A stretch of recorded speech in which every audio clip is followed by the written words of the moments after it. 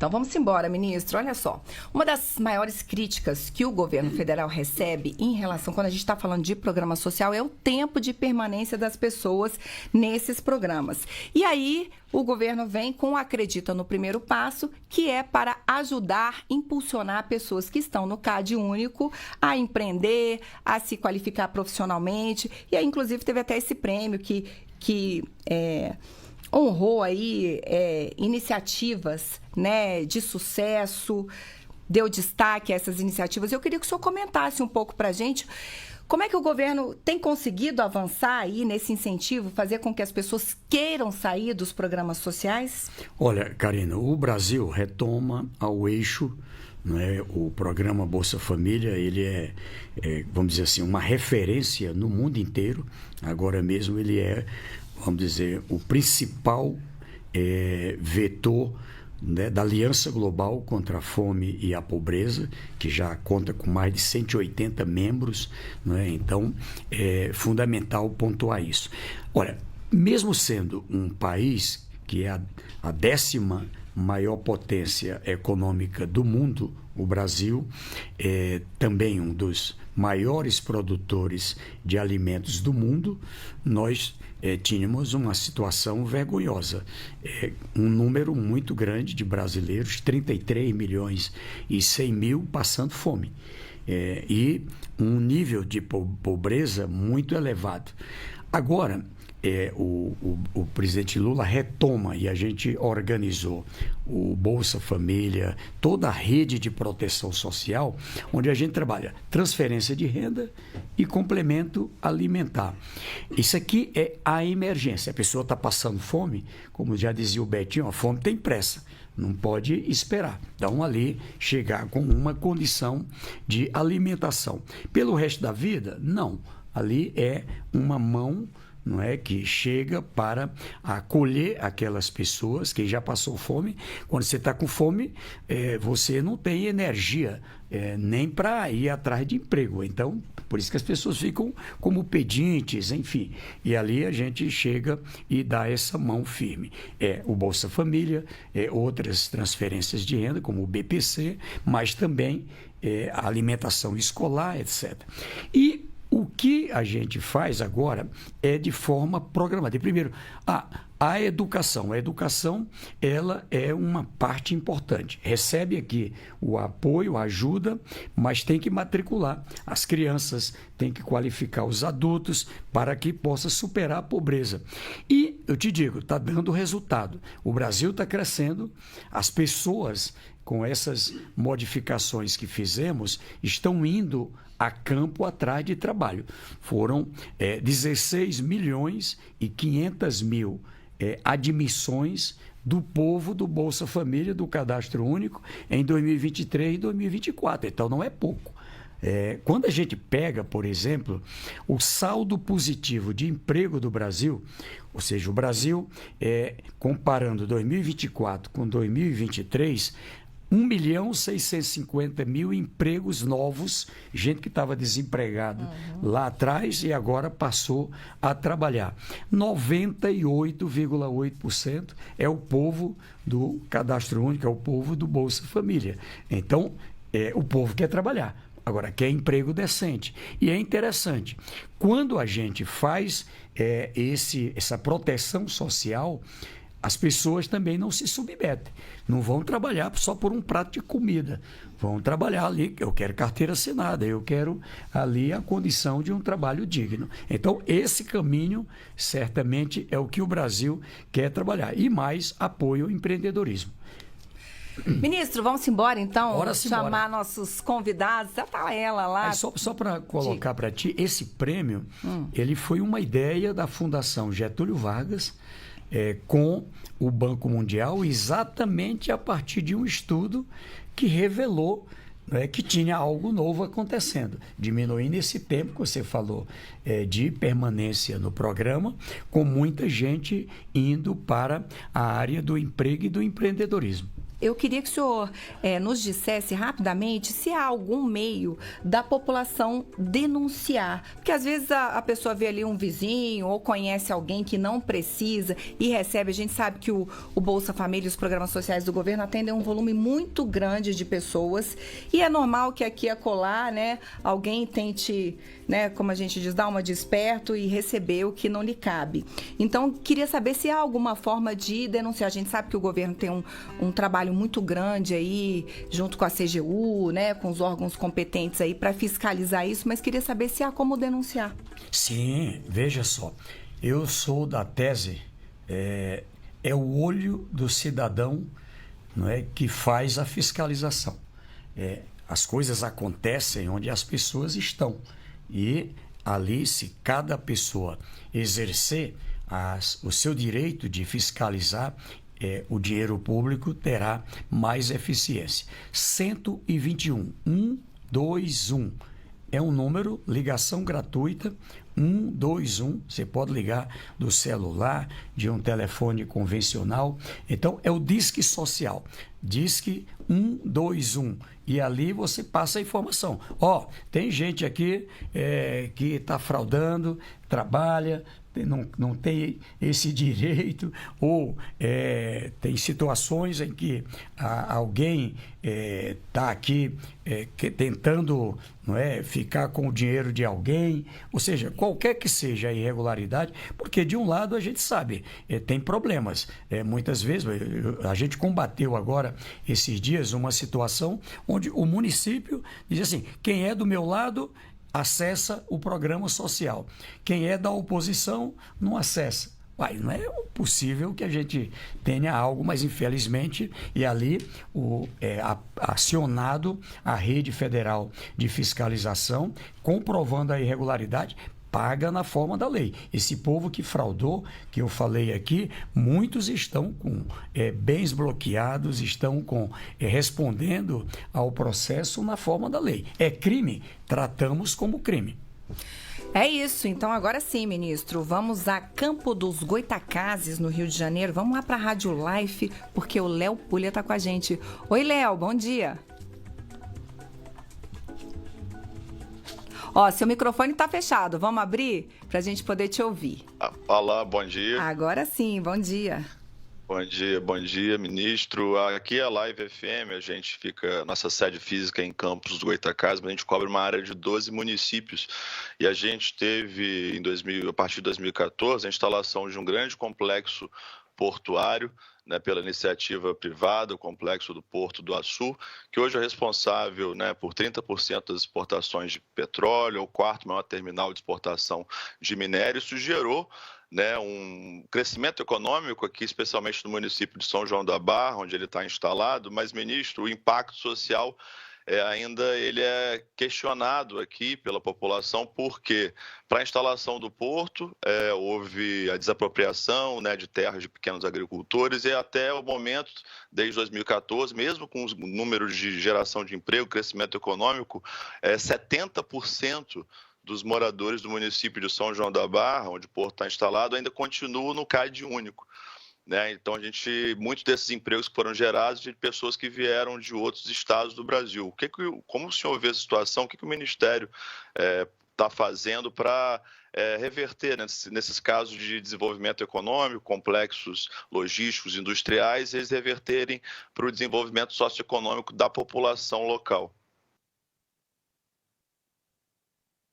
Léo, primeiro eu quero aqui saudar aqui você, todo o nosso querido povo do Rio de Janeiro, aí os que fazem a Rádio Live, Campo dos Goitacazes. Olha, o Rio de Janeiro, nós temos 1,5 milhão de famílias que estão no Bolsa Família. E mais ou menos a metade disso, cerca de 750 mil, que estão no BPC. O BPC, a gente atende pessoas com deficiência que não têm uma condição de autonomia, uma condição de trabalho, e ali a gente garante um benefício. Também pessoas que chegam com a idade avançada, não têm a previdência, não têm a aposentadoria, e ali também são amparadas com o benefício da prestação continuada.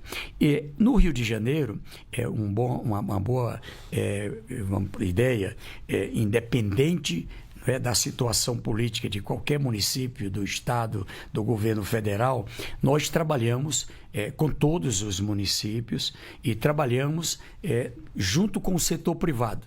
Inclusive estive aí fazendo uma parceria com o setor exportador, com a Associação Brasileira de Exportação, também com as áreas que trabalham com estaleiros, com indústrias, com comércio, e com bom resultado, Léo. Veja que dos empregos que foram gerados no Brasil, no Rio de Janeiro, uma parte desses empregos, aí próximo de 90%, foi para o povo do Bolsa Família, do Cadastro Único. E como é que a gente faz isso? Trabalhando integrado. De um lado, as entidades. Aí a gente tem, eu fiz uma parceria agora com a Universidade Fluminense e mais 70 denominações evangélicas. Fizemos aí com a CNBB, também com a Pastoral de Rua e várias entidades vinculadas aos católicos. A Ação Cidadania é uma entidade muito potente, a FURPA, uma entidade também muito potente. Então, com as universidades, com os institutos federais, com governos estaduais, com o Sistema S, a gente trabalha para a qualificação. Repito, uma qualificação direcionada para as demandas.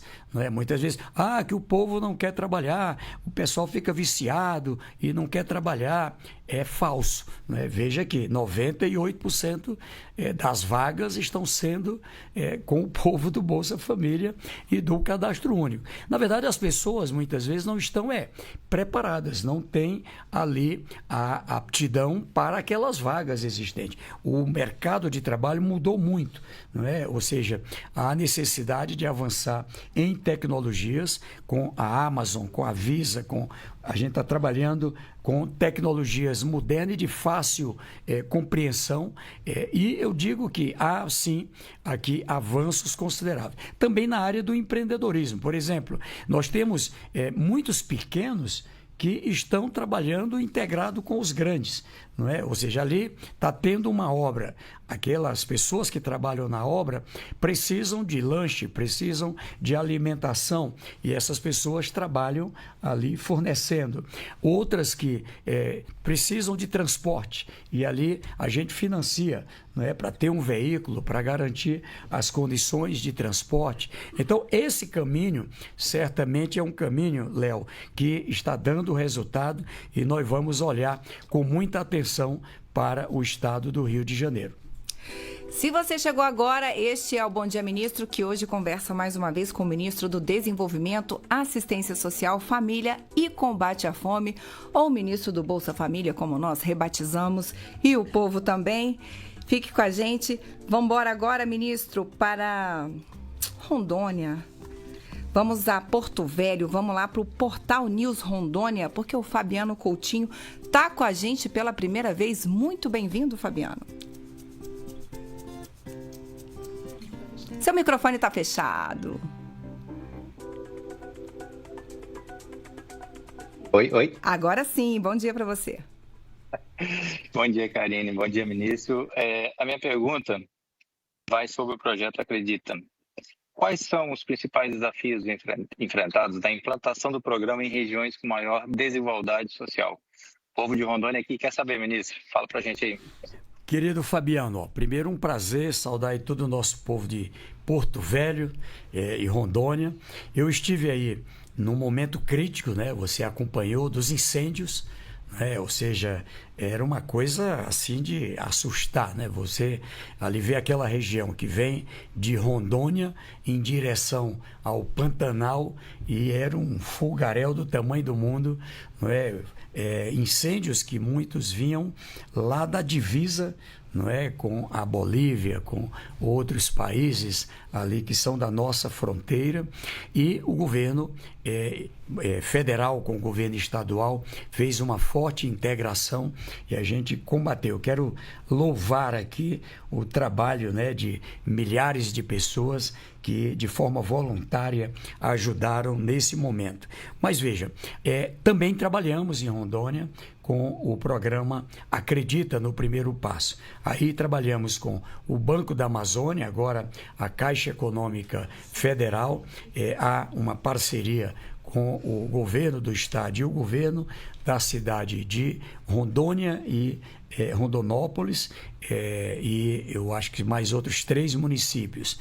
O objetivo é garantir que a gente, com esta qualificação, aí temos oportunidades na área do agronegócio, na área relacionada ao comércio, não é? Ou seja, várias empresas da área de comércio, de indústria, de frigoríficos participam desse processo, onde com a qualificação a gente garante a condição de um emprego. E, em outros casos, do empreendedorismo. Inclusive, interessante, trabalhamos com a população indígena, trabalhamos com os ribeirinhos, não é, que eles têm uma tradição de extrativismo e também de produção de arroz, produção de frutas, criação de galinha, criação de gado leiteiro.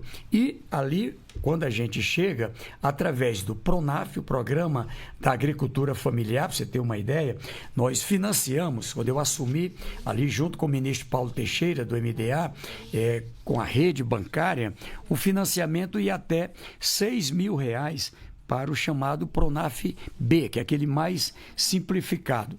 Aí alguém assim, eu quero botar uma horta, eu estou querendo trabalhar com uma plantação de frutas ou uma produção de arroz, e ali o que é que eu faço? Vai ao banco, no caso Banco do Brasil, Caixa Econômica, Banco da Amazônia, e ali o financiamento vai agora até R$35.000. Era até 6.000, vai até R$35.000. Isso vale para todo o Brasil, né? Por família. E, veja, essa família vai pagar de juros 0,5% ao ano.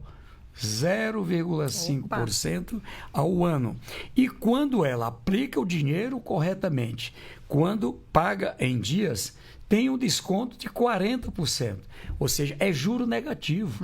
É juro negativo. O ano passado foram 14 bilhões de reais que nós colocamos nas mãos dos pequenos produtores, que muito contribuem com a alimentação brasileira. Não é? Aquele leite que chega na nossa casa, a verdura, a fruta aqui, é produção da agricultura familiar. E temos mais o PAA, que é um programa de aquisição de alimentos, onde nós compramos aquele alimento direto do produtor. E ainda o presidente Lula coloca para as escolas comprarem até 30%, pelo menos 30% da alimentação escolar, alimento que vai para hospitais, para as forças armadas, também comprar dos pequenos produtores. Então, esse caminho abre condição de as pessoas poderem ali vender a um preço justo o seu produto. Então, aqui em Porto Velho, a gente tem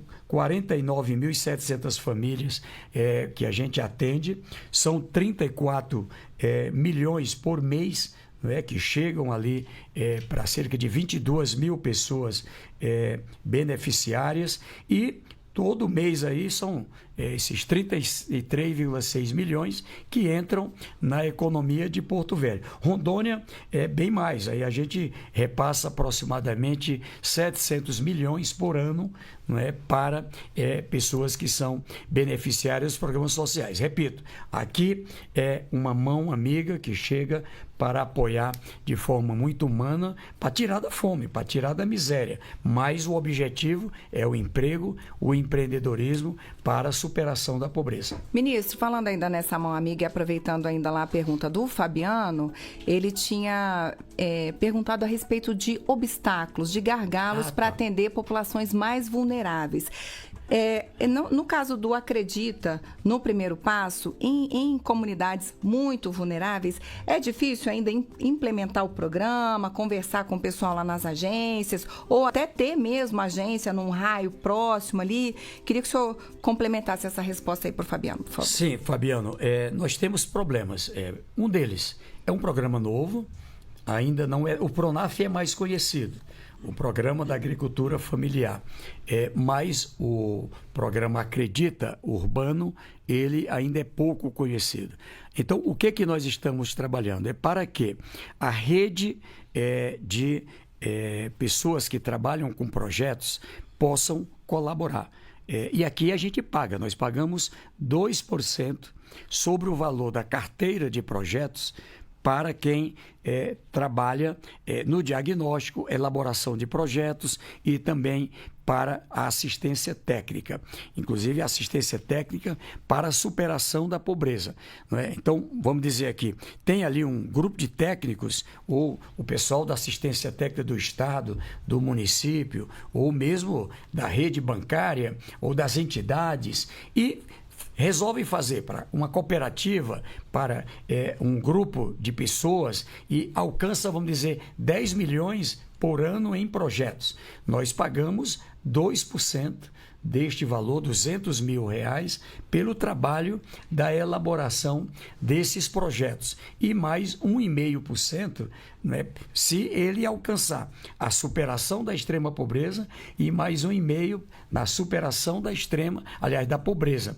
O objetivo aqui é acompanhar também eficiência. Nós trabalhamos muito voltado para a eficiência. Então, eu quero aqui que no Brasil inteiro, não é, a gente tenha também cada vez uma participação maior para garantir um melhor resultado e vamos alcançar, se Deus quiser.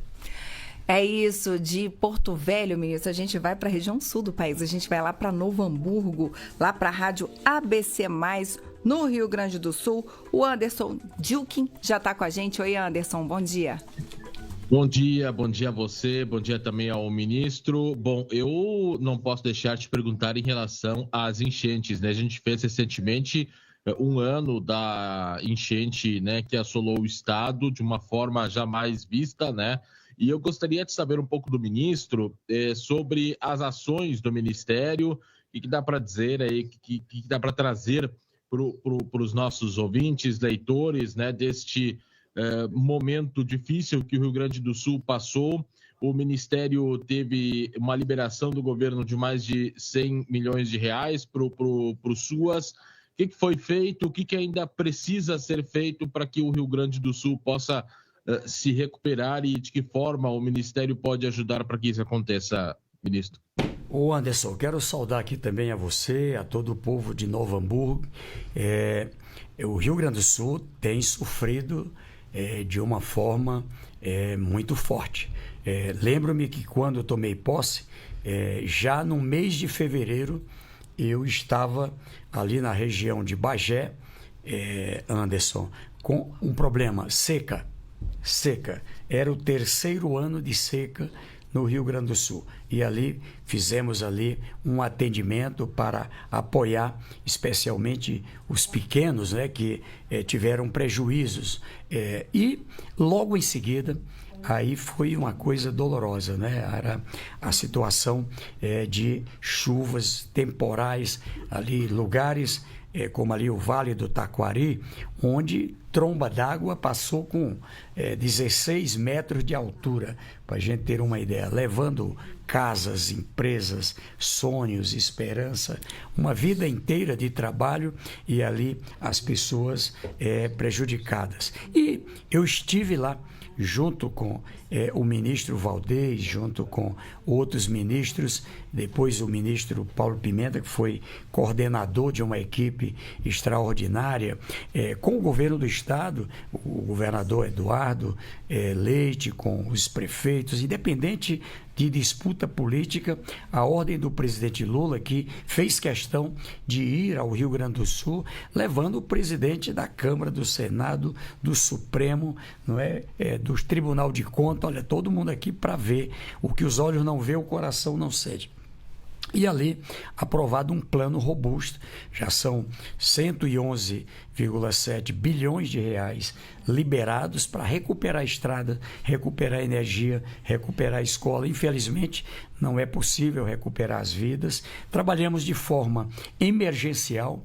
O Ministério do Desenvolvimento Social colocou ali, pela primeira vez no Brasil, a experiência da Força de Ação SUAS, do Sistema Único da Assistência Social, onde assistentes sociais, psicólogos, psicopedagogos, profissionais do Brasil inteiro, para ali levamos, e ainda permanece uma parte, garantindo apoio. A gente às vezes não se lembra, mas além do problema, não é, da perda material, também o problema psicológico. Sim, sem dúvida. Psicológico, ou seja, aquelas pessoas que perderam seus entes queridos, a criança que não tem mais a escola onde assistia a aula, ali perdeu os seus brinquedos. Então, ali ter um acompanhamento, não é, para evitar suicídio, para evitar situações de depressão. E quem faz esse trabalho é o SUAS, nosso Sistema Único da Assistência Social, com o Sistema de Segurança Alimentar.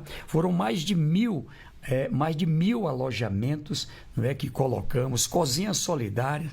Aqui, grato, eu quero agradecer a toda essa força de solidariedade, setor público, setor privado, pessoas que para ali se deslocaram de outras regiões do mundo, países que ajudaram. Agora, aqui também notícias positivas.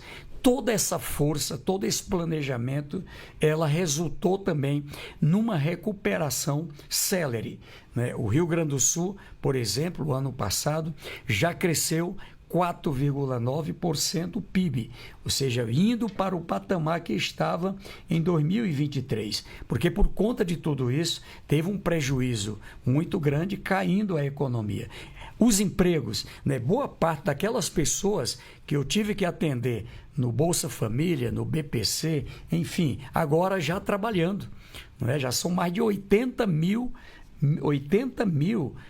pessoas que atendemos no Bolsa Família e agora não precisam mais do Bolsa Família porque passaram a trabalhar, porque a gente priorizou o povo do Rio Grande do Sul, os que vivem no Rio Grande do Sul. As oportunidades ali a gente qualificou, enfim, e apoio aos empreendedores também, ali com financiamentos adequados para quem perdeu o comércio ali recuperar o seu comércio, o seu salão de beleza, ali a sua produção de animais, ali o Rio Grande do Sul é um celeiro de produção de alimentos. Então eu digo que é muito, sabe assim, ainda hoje tem na minha memória as imagens e o mundo real que ali aconteceu, doloroso, mas também essa coisa da solidariedade, essa força do amor ao próximo, não é? As igrejas, ali todo mundo trabalhando junto,